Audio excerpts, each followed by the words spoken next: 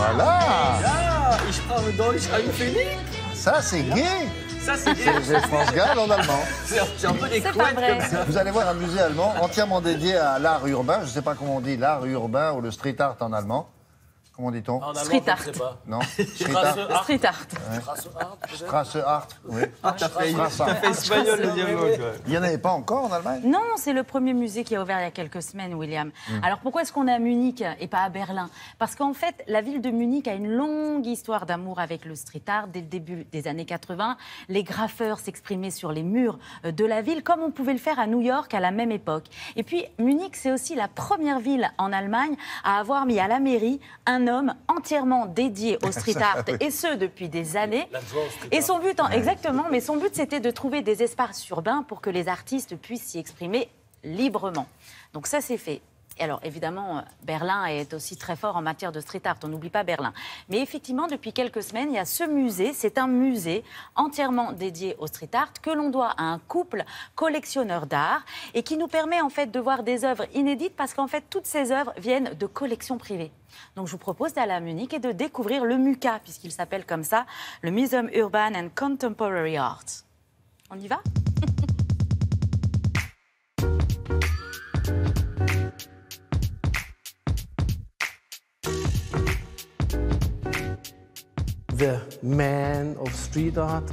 On ne peut pas parler de street art sans parler de Banksy, bien sûr. Il est pour l'art urbain, ce qu'Andy Warhol était pour le pop art en son temps. Ces deux formes d'art utilisent des codes visuels souvent similaires.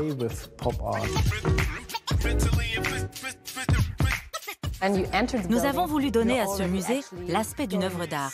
La façade a entièrement été peinte par un artiste qui se nomme Stoner, dont le travail est connu pour ses calligraphies, un clin d'œil à l'écriture manuscrite qui se fait rare aujourd'hui.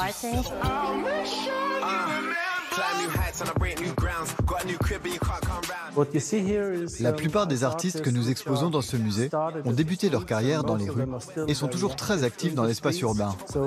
L'artiste portugais Vils est un très bon exemple. Vils utilise une technique particulière, en éclatant des parties de mur ou en utilisant des explosifs. Il réalise ainsi des reliefs. Alors c'est vrai, nous sommes loin du graffiti classique, mais à sa manière, il crée de l'art urbain.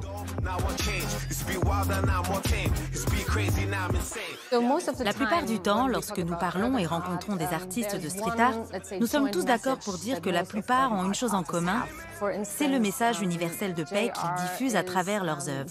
L'artiste français JR est un très bon exemple.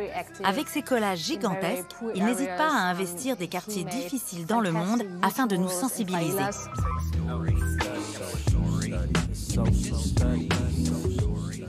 L'artiste new-yorkais Mr. Frost est un des pionniers de l'art urbain. Sa technique associe l'art primitif au graffiti.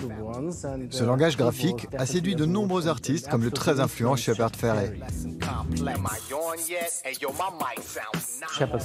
Shepard Fairey est connu sous le nom d'Obey Giant. C'est un artiste politiquement engagé dont l'univers graphique est très rétro. Dans son studio artistique, il utilise parfois la technique du collage. En revanche, à l'extérieur, il réalise de grandes fresques peintes. Aujourd'hui, on peut admirer une soixantaine de ses œuvres à travers le monde.